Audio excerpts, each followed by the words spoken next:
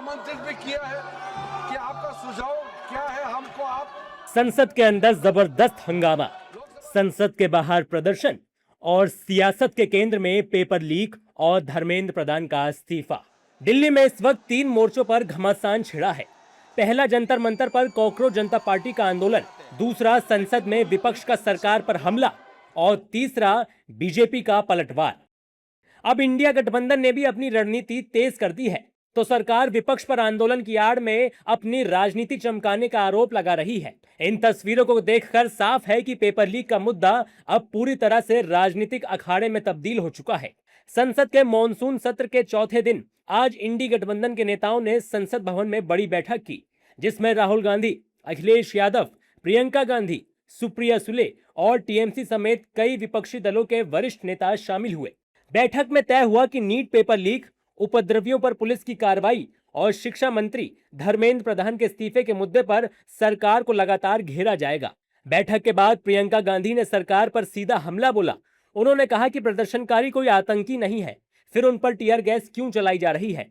प्रियंका ने प्रधानमंत्री मोदी को भी निशाने पर लेते हुए कहा कि जब हर उपलब्धि का श्रेय प्रधानमंत्री लेते हैं तो दिल्ली में जो कुछ हो रहा है उसकी जिम्मेदारी भी उन्हीं की है। What is this? Are we living in a democracy? Think about it. Children are protesting. They're all young. Think about it. They've cut all the internet. What are they doing? They're not terrorists. Their parents will be worried. Their families will be worried. They can't contact anyone.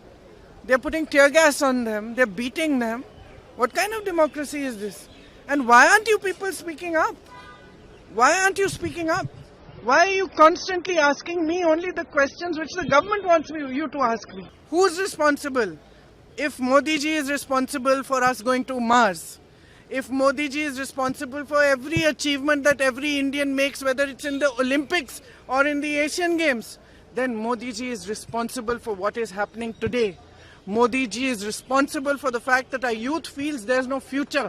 And Modi ji is responsible if thousands of children are demonstrating and he's cut off the internet and he's tear gassing them and he's having them lathi charge. If something happens to even one of them, it is his responsibility.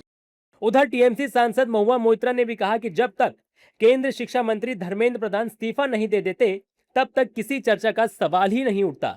वहीं कांग्रेस महासचिव केसी वेणुगोपाल ने कहा कि प्रधानमंत्री को खुद प्रदर्शनकारियों से आकर बात करनी चाहिए। After all this, what is this? False claims. Nobody believe in his words nowadays. Nobody believe in his words. This credibility of his words has been already disappeared. Nobody is going to because no action from the government. First of all, he has to remove the Dharmendra Pradhan from education ministry.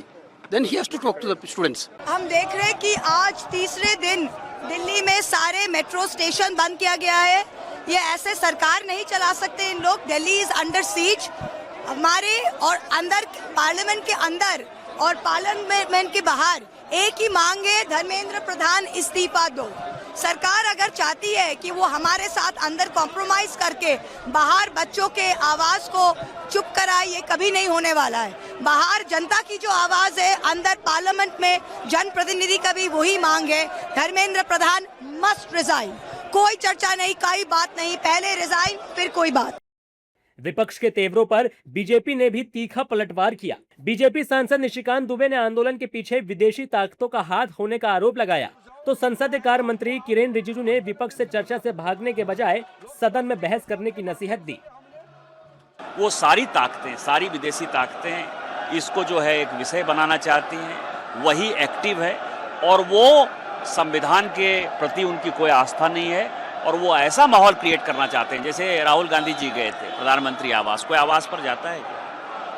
आवास का मतलब ये है कि प्रधानमंत्री आवास पर जाकर जो है वो मैसेज देना, वो कब्जा करना चाहते थे आवास को और डायरेक्ट तो वो 100 चुनाव हार चुके हैं, तो उनको ये लगता था इसी माध्यम से जो है वो अपना झंडा गाड़ देंगे और वही प्रधानमंत्री बन जाएंगे। मेरा तो सिर्फ इतना ही कहना है कि हमारा तरफ से जितना हम ऑफर करना था, हम खुले दिल के साथ, खुले मन से हमने ऑफर किए हैं।